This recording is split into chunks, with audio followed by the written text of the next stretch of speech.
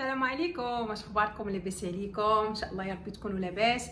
جاني واحد السؤال من قناه نزار في الفيديو اللي حطيت ديال الاضطراب ما بعد الصدمه مورا يعني لي بي تي اس دي.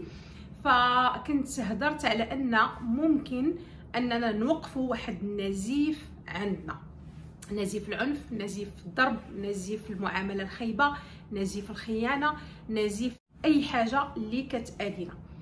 فقالت لي كيفاش ممكن اننا نوقفوا هذا النزيف عندنا، نبريكيو السايكل.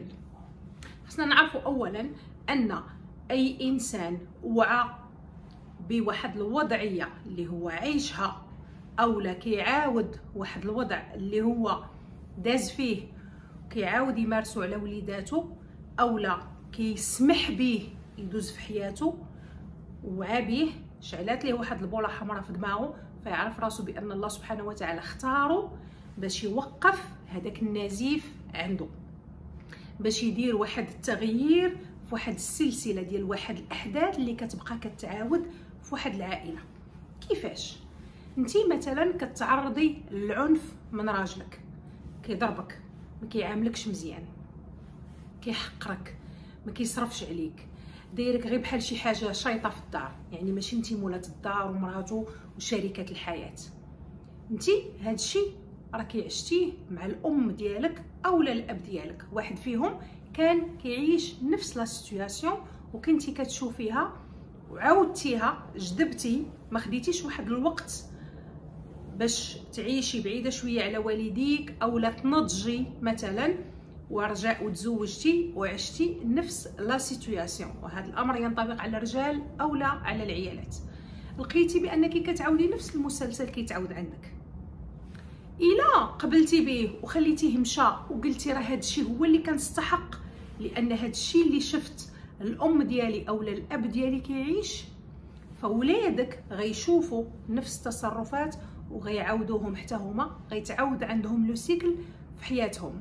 ولكن إلا قررتي أنك توقفي الأمر عندك وتوقفي تهضري مع هذاك الراجل أنه كيخصو يحترمك، ما يبقاش يضربك، كيخصو يعاملك معاملة مزيانة، كان بها. وإلا انتي كتقرري أنك كديري واحد الحل لراسك، سواء كتختاري مثلا أي حاجة اللي غادي تسلكك انتي، فانتي هنا كتوقفي النزيف، كتهرسي هذاك السلسله اللي دازت ربما عند امك وعند امها وعند جداها وعند يعني هذا كلهم دوزوا نفس الامر. فانت كتختاري ان لا، انا ما بغيتش نتعامل بحال هكا، وانا ما بغيتش ولادي يشوفوا هاد المعامله اللي كنتعامل بها على انها عاديه، حيت هي ماشي عاديه، وما بغيتهمش يعاودوا يعيشوا لا ميم شوز. فانت هنا وقفتي، هرستي ديك السلسله، وقفتي النزيف. ولادك غيشوفوا بان راه كاينه واحد المعامله واحده اخرى اللي كيخصها تكون، انت ما قبلتيش بداك الضرب وديك الاهانه، فحتى هما غادي يشوفوا بان الاستحقاق ديالهم انهم ما يقبلوش بالضرب، بالخيانه، بالعصاب، انك ما يصرفش عليك، انه يعايرك قدام الناس و من بزاف ديال الانواع ديال العنف. نعاود لك حكايه اللي هي شخصيه. انا كبرت كمعظم العائلات المغربيه بالعصا، فحتى انا بالنسبه ليا العصا عاديه. حتى انا منين ولدت وليداتي ضربتهم. فين كاين المشكل من مورا انني حتى انا مارست عليهم نفس التصرفات اللي تمارست عليا؟ كاين واحد المشكل اللي هو ما كنحلوهش بيننا وبين نفسنا او مع شريك الحياه، فاحنا كنبردوا غضيضنا كما كنقولوا في ولادنا. هما هذاك الانسان الضعيف اللي كنقدروا اننا نستولوا عليه، ما كنقدروش نواجهوا هذاك الشريك اللي عندنا معاه مشاكل خايبه، فكنهجموا على دوك الوليدات.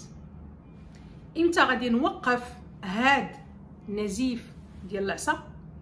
كنغوت واحد النهار على ولدي ويلاه غادي نهز ايديا، كتبان لي الام ديالي واقفه حدايا هكا، بانت ليا في الجنب ديالي، فتما قلت انا كبرت بالعصا، وانا ما كنتش راضيه على هذاك الوضع، وكنت كنتسائل ديما علاش كناكل العصا مع انني ما كنت كندير حتى شي حاجه.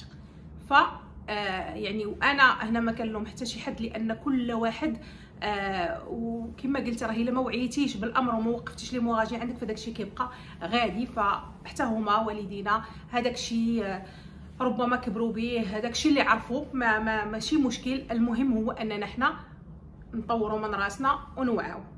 فمن تما كانت هذيك اخر مره نحط فيها يدي على وليداتي، وتما بديت كنوعى. انا عندي مشاكل، كانت عندي مشاكل مع باهم، كانت عندي مشاكل كثيره كنت قادره نواجهها، كنت عارفه ناخذ لها حل، يعني نختار واحد الطريق. ولادي ما داروا حتى شي حاجه، ولادي ماشي هما هذاك المخلوق الضعيف اللي غادي نبرد فيهم غديدي وما غاديش يتحل ليا حتى شي مشكل، غادي غير نأزم لهم النفسيه ديالهم وانا نفسيتي مأزمه. والحل راه ما كاينش في انني انا نضرب ولادي. دونك تما كاينه سور بلاص كما قلت، وقفت سور بلاص وتراجعت وبقيت كنفكر مع راسي. من تما كما قلت بداو كيبانوا واحد الحلول واحده اخرى، وبديت كان يعني بحال اللي كانت هذاك هو واحد المثابه ديال انني لقيت واحد راس الخيط ديال المشاكل كيفاش خصها تحل. فهنا كما قلت هنا كيفاش ممكن اننا نوقفوا النزيف، وكيفاش ممكن اننا ناخذوا منه واحد الاستفاده. كما كنقولوا راه ديما ما عندنا حتى شي حاجه كتوقع لينا في حياتنا من غير ما انها يكون عندها واحد المعنى ومن غير ما تكون عندها واحد الرساله. دونك هنا كنوقفوا.